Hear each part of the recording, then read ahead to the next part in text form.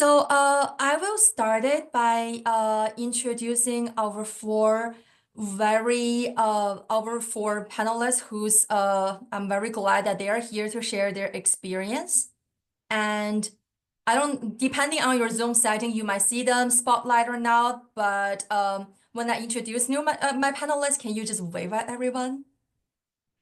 So we have four panelists. The first one is Rachel Ernst. She's the reference librarian for special collections at the J. Willard Marriott Library at the University of Utah. And then we have Abby. Abby is the research and instruction archivist at Mount Holyoke College. We have Dr. Nate Richbell. He is the head of special collections and archives at Clemson University Libraries. Last, we have Alexandra Wieland. She is the processing and reference archivist at Special Collections and Rare Books at Simon Fraser University. So we have a wide range of people from both United States and Canada. And this is very low-key and free format panel where we have 3 questions prepared for our panelists. And then like at any time, participant, you're free to submit your questions. And by the end, we'll have more time for you to ask specific questions to the panelists, depending on their expertise and the experience or skill you want to know. So now we're gonna dig into the first question. The first question is a bit long with 2 parts. So any of you can start by answering after I read the question. So what advice do you have for people based on your personal experience for people seeking jobs with TPS responsibilities, so teaching primary source responsibilities, either on working on CVs and cover letters or interview prep and practice? I don't mind kicking this one off, Bridget. I've got 10 years experience as a hiring manager in academia, and I see too often with cover letters that folks haven't read the job description carefully. So please read the job description really well because you're going to need to be able to talk about that in your cover letter. The cover letter is not a transmittal letter. So that means it's not just an introduction to your CV, but you need to address specific parts of the requirements that are listed in the job description. Please don't just repeat your resume in your cover letter. I like to see people speak to the requirements for the position. And that this is what is going to make you stand out. Sadly, I see all too often the cover letter is just, it seems to be a 5-minute job that someone has done. And it can really spoil your application if you don't take time to do that carefully. The cover letter, as I said, it expands on your resume. It doesn't repeat it. And think about the length of your cover letter. The people who are on the search committee often have many, many applications to read. So they don't need to read, a novel of a cover letter. Depending on the level of the position, for me, that dictates the length of the letter. So if it's an entry level, a page is normally good. If you're looking at running a department, then you would go up to at least 2 pages to make sure you're filling in those requirements. But it's a good opportunity for you to show that you can be concise and that you can share the required information in this format because pretty much everyone's going to look at communication as a skill that you have. And when you're applying, it's the cover letter that shows how you communicate. And lastly, about a cover letter, I'll say before we pass over to one of my colleagues here, I really like to see your passion for teaching with primary sources in your cover letter. We're all passionate about what you do. Let it come through in the letter because this shows your character and that you're really signing up for the job that you're applying for.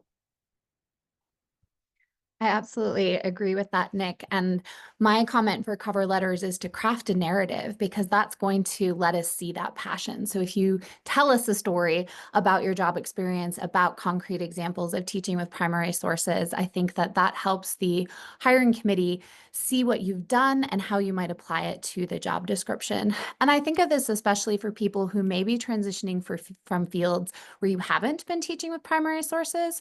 I transitioned myself from being an English professor to being a special collections reference librarian.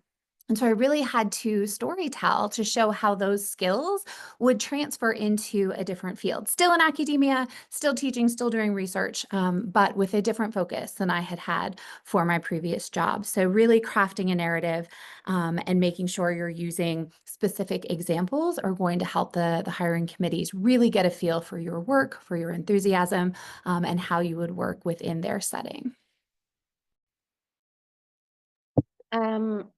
Oh, sorry, you want to go, Alexandra? Go ahead, Abby. I should say, I guess my chief qualification for participating in this panel was that I went through a job search recently. So I'm not a hiring expert. I'm somebody who has just kind of been going through this. And yeah, I want to say at the outset, I want to be trauma informed about this. Applying for jobs is really challenging, I think always, and especially now.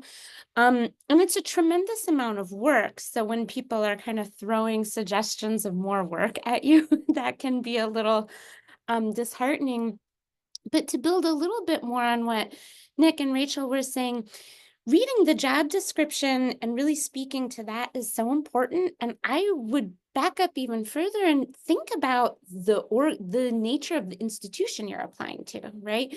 Because doing teaching at a historical society is going to be really different than doing teaching at a college or university. And what's going on at a small liberal arts college might also be different from what's going on at a larger research university.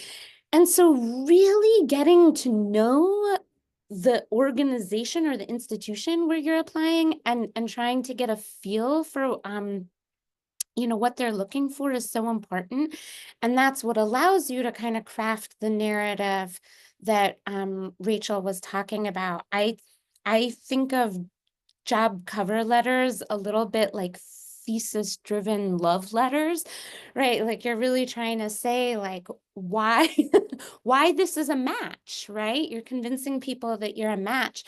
And so it's creative writing, and just doing a boilerplate from one place to the next, it's not going to rise to the top, I think, because it's not going to be unique and charismatic. I think those are all amazing points from all of the panelists. I don't know how much more I have to add. For my own notes, I really wanted to echo, I think Nick started out with this as well, and I've heard other panelists say this too, really tailor your materials to the position that you are applying for. A mistake that I used to make was just regurgitate the job duties to say like, I did this, this, this, and this, and then just like cross my fingers and hope that the committee would be able to make the connections between what I had done and the position that I was applying for. And it's really, really helpful to those committee members. I'm somebody else who has been hiring for about a decade now. It's really, really helpful to the folks on the committee if you can speak directly or using transferable skills to say, well, listen, I have not exactly taught with primary sources, but using an example from my own past, I was a privacy officer. I gave a lot of workshops on how to comply with legislation. And so I talked up the fact that I was doing this kind of instruction role. So that was really, really helpful. So tailoring your materials to the position. And then maybe, hopefully this connects a little bit with what Abby was saying about the like self-care, if I can use that term, aspect, because job hunting is hard. It's demoralizing. I'm not going to pretend that it's otherwise. But while you're going around that exercise of tailoring your materials, rather than focusing on the sort of job duties that you've had, talk about your accomplishments.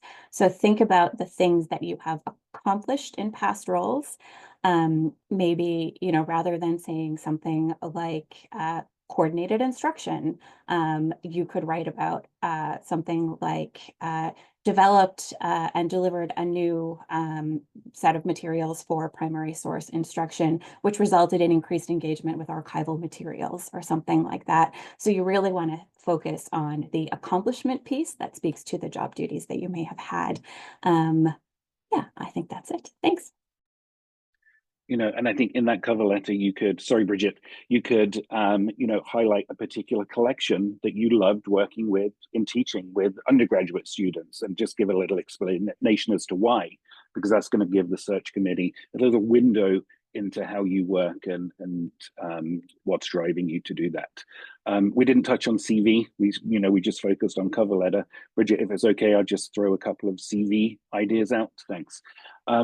So for me, the CV is the first thing I look at in a job application, because I'm going to look that the applicant has the education requirements I'm looking for, and the length of time, so the amount of experience that we're looking for, because we do have some strict rules and who we can bring forward for an interview as long as they're meeting the required qualifications. I always put education first on a CV. Dates are very important. It's hard to judge a CV if you don't tell me when you did your degree or what period of time you were working at an institution. So that's hard to evaluate your application. I don't really need to see your address on a CV. You can put the town and state, that's fine, but no one needs to know your personal address. That's something we all do. I've done that many times, and I've learned to not do that now. And a personal opinion of mine is I don't enjoy seeing, kind of summary statements or job objectives. That's what goes into the cover letter. Don't waste space on a resume for that at the beginning. Thanks, Nick. What I was gonna say is just like echoing to everyone already said. I'm sure everyone that participate in this panel and listening to all of your experience already done amazing job, and they really need to highlight that in their CV and cover letters. Can we also talk a little bit of interview prep? After they submit CV and cover letters and the hiring committee saw how wonderful our participants are as a candidate, how can they stand out in the interview?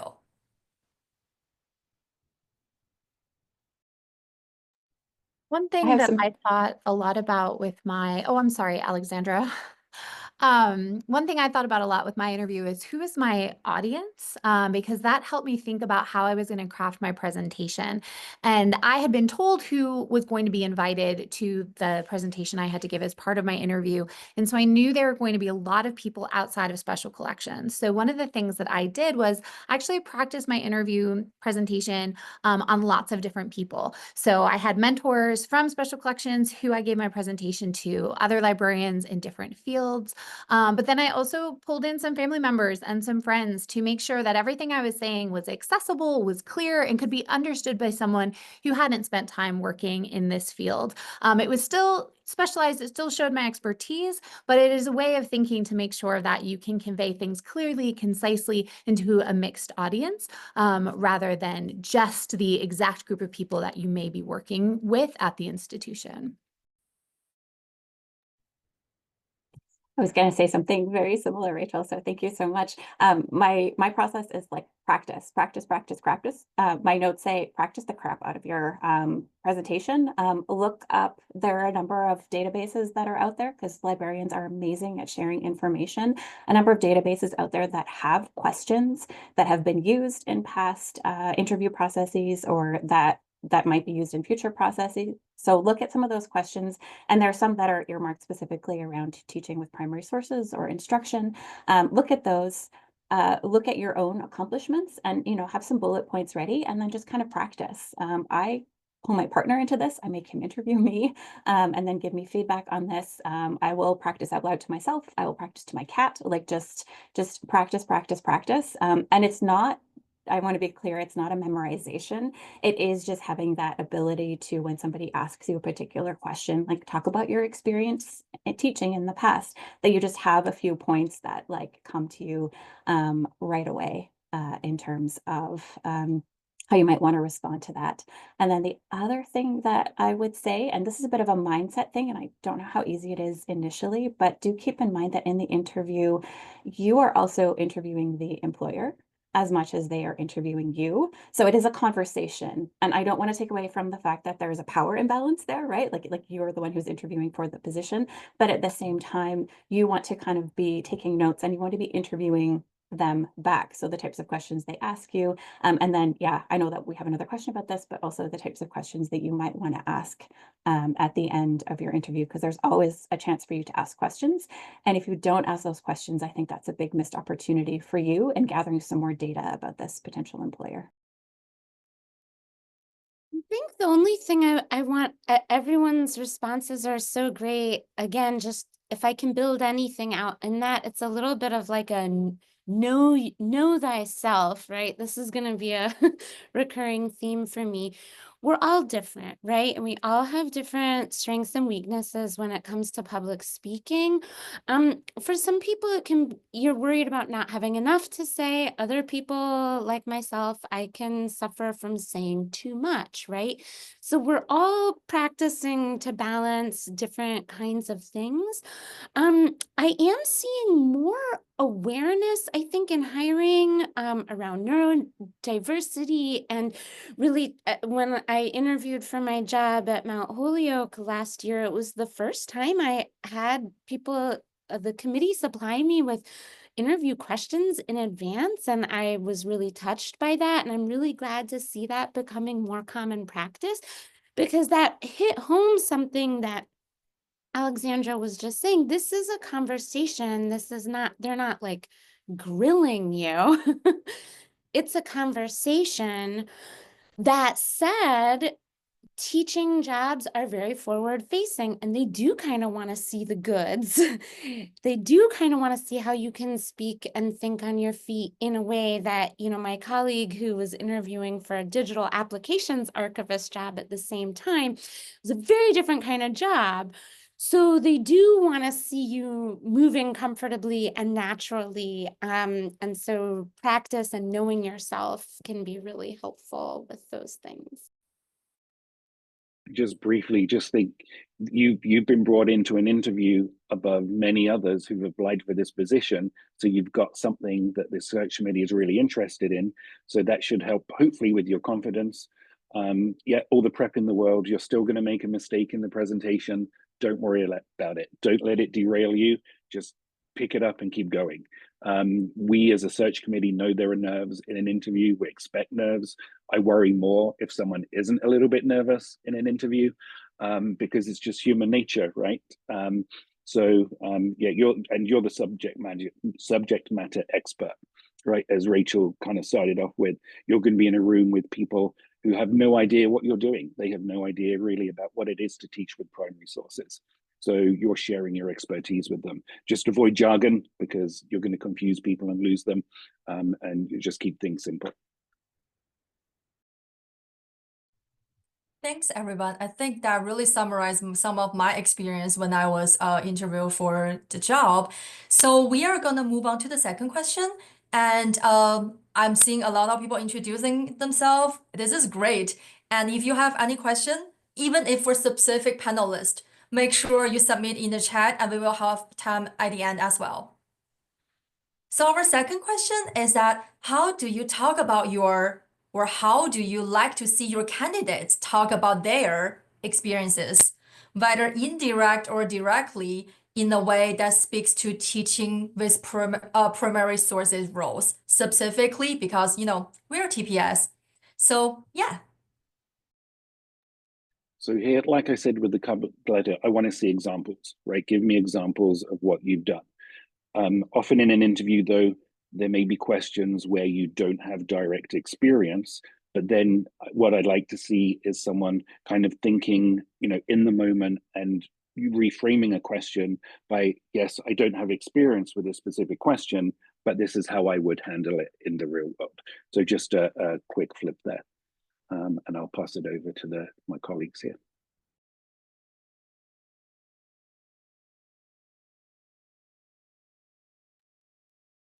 One thing that I think I really enjoy seeing when I'm on a search committee is candidates making connection to the collection of materials at the institution where they're interviewing. So if you're spending time reading the website and looking at all those materials for your cover letter, also spend some time in the catalog, look at the digital library, look at the finding aid repository, see what primary sources they have that you might get to work with. And what I love about this is you can tailor it to showcase your specialist knowledge or specific training. So maybe you have training in paleography, maybe you have a literary period that you're a specialist in. That was my experience.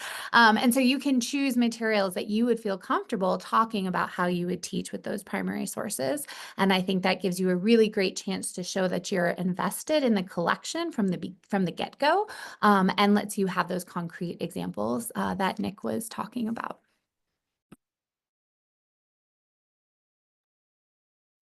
I think going back to that idea of, again, crafting a narrative, right? The job I have right now is the job I wanted right when I was graduating from grad school. And that's not the job that I got when I was right out of grad school. I kind of rerouted and took another direction. And it was more of a curatorial position, and education there took a different kind of form, right? I was doing donor education to kind of work with people to educate them about how to donate their materials to the archives. And I would also volunteer to do classes with visiting college groups. Those were not strictly in my job description, but it was work that I loved. And so even though, you know, my job was not a direct transfer, I was not in a TPS job, so to speak, but you can build those narratives, right? Well, some of my favorite things were working with visiting college groups, or kind of spinning and playing up the teaching that you're doing, because teaching and learning is happening all the time in different jobs. It's about how you kind of craft that narrative. And I can say more at a later point about also how, like, there is no one perfect job, and sometimes you need to meander a little bit and build skills and then come back to what you thought your ideal job was. That's kind of a side note, but building those bridges in the narrative can happen. It's creative work. And I just want to add something that's a little bit maybe more nuts and bolts. So one thing that, as an interviewer and just somebody who's applied for jobs in the last few years, one thing that I see a lot in interviews is these type of, they're called behavioral questions, right? Like, please tell us about a time when you had to deal with a problematic donor or whatever, right? But it's always this, please tell us about a time when. And I'm somebody who likes formulas and frameworks and things that I can plug things into. And so if you can just Google this, but there is a framework for responding to behavioral questions. It's STAR, it's where you talk about the situation, the task that you had at hand, the action that you took, and then most importantly, the result.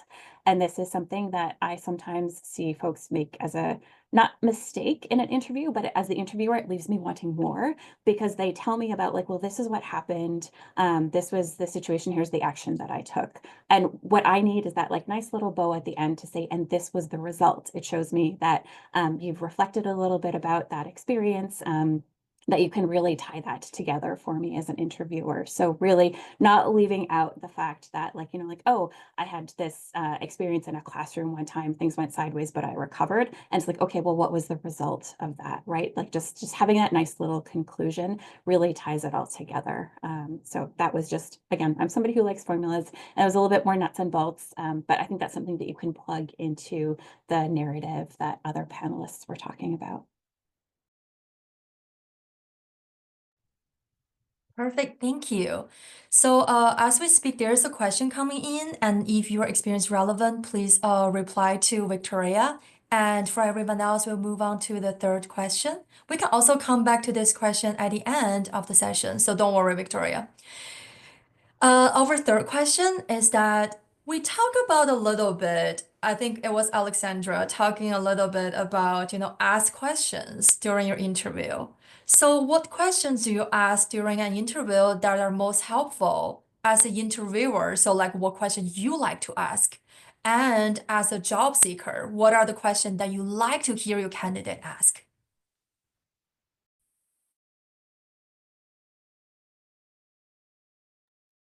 Okay, I'll jump in.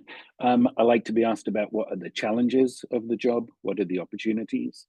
I don't mind. I like being grilled by candidates who are, who are applying for a job with me, because Alexandra said it, and you are interviewing us as much as we're interviewing you, and you really want we're putting a lot of time into bringing someone into a job, and you're putting a lot of emotional energy and time into job hunting, as has been said here, that really use this opportunity to grill in a nice way the folks at the table.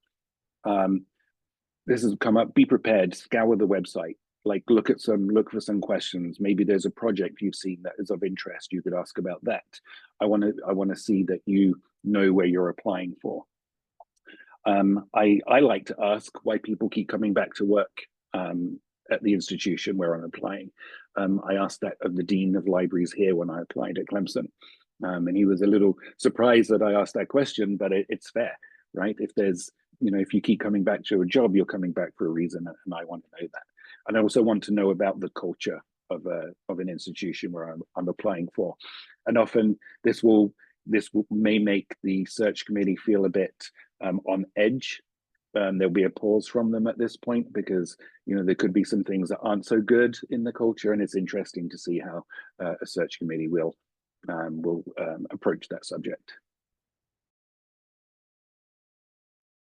My favorite question from candidates, I've been on search committees now for both faculty and staff, is when they ask about the work-life balance at the institution and they want to know about the work environment, because that lets me know that they're approaching this holistically and they're thinking about, is this someplace I would enjoy coming to every day?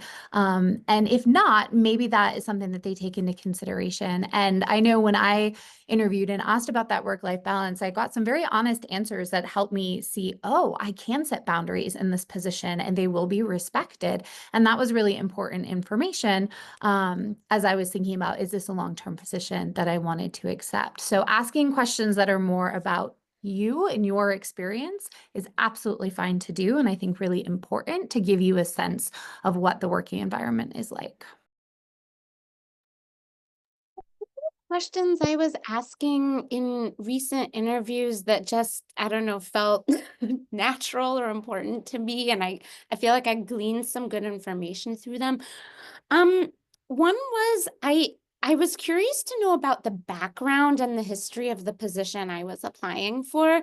Because sometimes positions are newer, they're like cobbled together out of pieces of other positions, or sometimes you could be stepping into the shoes of somebody who did a job for 40 years and then you have to figure out how to reinvent it. So that helped, that enabled me to learn a little bit more about the backstory of my job and the department. Something else that felt helpful and comforting for me to get some information on was asking, what does a successful first year in this position look like? Because that helped me get a sense of what the departmental priorities were, what kind of support and expectations there were going to be for me, and to get me thinking about, if I were in this job, what would that workload look like? How would I prioritize those things? So tell me about the backstory of this position I got good info on, and what does a successful first year in this position look like? Also yielded some helpful conversation for me and helped prepare me, I think, for the job too. I was coming at this from the perspective of the job seeker, and hilariously, some of my questions really overlap with the ones that Nick just mentioned from that he likes to hear from the perspective of the interviewer. So it's actually really nice that those dovetail. But questions that I wrote down, one of them is like, what are some of the biggest challenges somebody in this role might face in the first year? How would you describe the culture here? That's something that I really like to ask because I'm trying to gather data about a potential employer. If you happen to be speaking to the hiring manager, how would you describe your management style? Can sometimes elicit really interesting responses. And then my go-to question, and it is a little bit complicated by what Abby just very rightly pointed out, but I do like to ask, thinking back to other people who've had this position, what differentiated people who were good in the role from people who are really great in the role? And that's kind of a nice one. Like, you like to hear that as the interviewer, because you're like, wow, this is a person who's not just thinking about being good in this role, but like really like what makes somebody who's great in this role. But it also can get you some really interesting responses to that. Sometimes folks will say, this is a newly created role, like we don't know. And then you kind of have to go like, what would differentiate somebody who was good in this role from somebody who was great in this role. But again, if the response is something like they worked 80 hours a week, you're like, red flag. Like, I don't want to know more about that. But it is a question that can elicit some very useful responses. Can I just say a question I don't like being asked as a hiring manager is describe the typical day. What's a typical day look like? Because we don't have them. So if you want to really put me on the spot, ask me that question and I'll never have the same answer.